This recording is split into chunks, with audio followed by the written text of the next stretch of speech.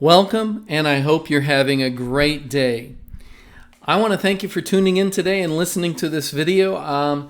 We're going to talk about Facebook's Libra coin. How will regulatory compliance affect Facebook's Libra coin and cryptocurrency in general? Now, I'm not a financial advisor. This is not financial advice. This is my opinion. I am not smarter than you. You are smarter than you realize. Do not trust what I say. Do your own research. So recently, an article came out about Facebook Libra. Other cryptos must comply with U.S. rules, according to a Treasury official. Now, this is Miss Sigal Mandelker. And Facebook's Libra must achieve the highest standards of U.S. regulatory compliance prior to any launch, a U.S. Treasury official said. Speaking to reporters in Geneva, Switzerland, Sigal Mandelker, Undersecretary of the Treasury of Terrorism and Financial Intelligence, said not only Libra, but other cryptocurrencies operating in all or part of the United States will need to comply with the rules aimed to prevent financial crimes. As reported on Reuters Tuesday, Mandelker said, "Whether it's Bitcoin, Ethereum, Libra, our message is the same to all of these companies. Anti-money laundering and combating the financing of terrorism has to be built into your design from the get-go." Making her comments after a meeting on cryptocurrencies, including Libra, which has its governing organization in Geneva with representatives from the Swiss government, the Bank of International Settlements, and other international financial organizations, Mandelker indicated she plans to meet Switzerland's financial watchdog FINMA today. The discussion will prioritize putting in place anti-money laundering safeguards as well as potential enforcement actions against projects in non-compliance with the rules, according to Reuters. The digital asset industry has focused heavily on building its infrastructure and not enough on how to stop terrorists and other criminals using their networks to move value around, Mandelker argued. So I really find this a very interesting situation. For years, for over a decade now, Bitcoin has been out there and the U.S. government has, for the most part, ignored it. Bitcoin is not something that you can go to its regulatory body and subpoena them. There is no individual that you can subpoena because it's just a community of people. Bitcoin was released into the wild early 2012, 2013 when Satoshi Nakamoto just disappeared. And Satoshi Nakamoto is the guy who wrote the initial white paper, guy or individuals. His identity is still unknown today. Anyway, my point is that while the U.S. Treasury officials are coming down hard on Libra, they're also trying to include other cryptocurrencies.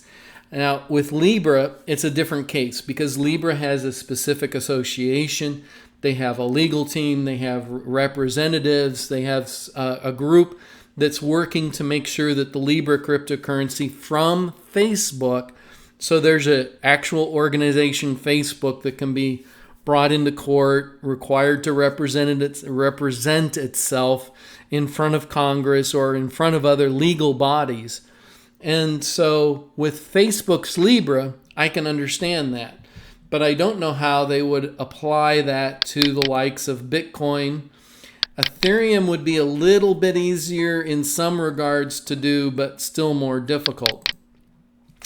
Because Ethereum does have its own association. There is a Vitalik Buterin is the person that you would subpoena and possibly do legal action against. But even Vitalik Buterin, he doesn't have control of Ethereum. Ethereum is still a decentralized community. So you can tell Vitalik, hey, stop Ethereum, and he'd have to reply, I can't. It's now out on millions of computers all over the world, and those computers are running, and as long as those computers don't stop, Ethereum is in existence. Same thing with Bitcoin.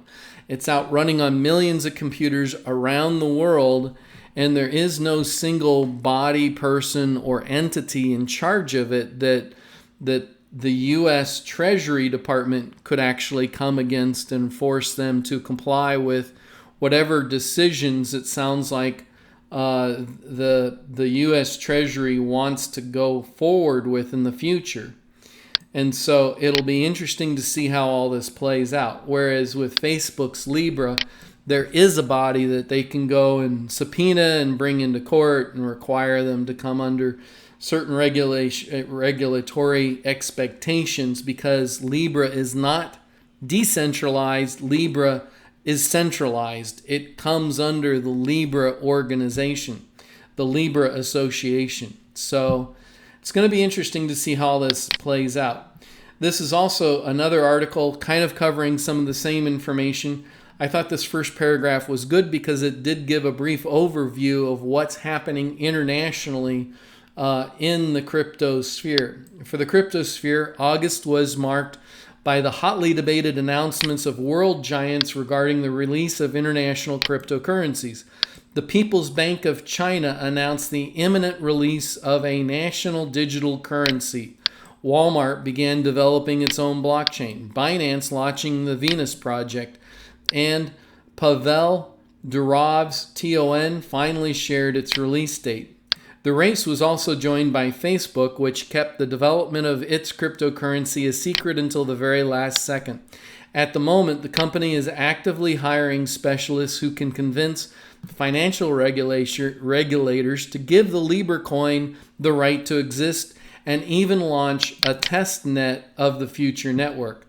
While entities behind Libra, i.e. the Libra Association, which includes Facebook, be able to defeat the skepticism of regulators and the fear of world governments. The dogs bark, but the caravan goes on. On June 18th, Facebook co-founder and CEO Mark Zuckerberg announced the launch of the new cryptocurrency Libra. The global media has had various reactions to the news. Governments and central banks of many countries perceive Libra as a threat to the global financial system, while users expressed concerns about the recurrence of data leaks. So, quite interesting. It'll be interesting to see how all of this plays out. I'm especially interested to see how this affects other cryptocurrencies such as Bitcoin, Ethereum, and so on, and their expectation of, by the U.S. Treasury, the expectation of anti-money laundering, combating the financing of terrorism, and having that built into the design from the get-go.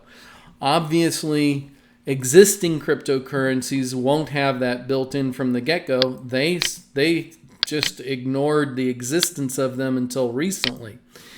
Another thought that I've had that I kind of find interesting: for every dollar that's used in cryptocurrency for terrorism or illegal activity, there are a lot more cash dollars used.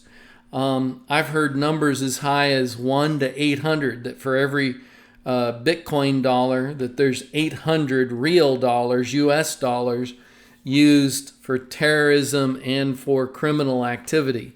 And so that begs the question: if you're going to force cryptocurrency to implement laws and regulations that so far have been ineffective, wouldn't it make more sense to go back to the drawing board and see if you can come up with a better way to regulate all of that in order to prevent anti-money laundering and combat the financing of terrorism? So, but you know, those are pretty difficult goals to achieve. I'm not an expert in that area, and I wish I could provide some great guidance, but I don't have any. So anyway, I hope you found this video interesting. We are we are here for you. So how can I be of service to you? If you have any questions, if you have any thoughts, if you'd like to politely disagree, please do so in the comments below. In the meantime, like, subscribe, and hodl. I hope you have a fantastic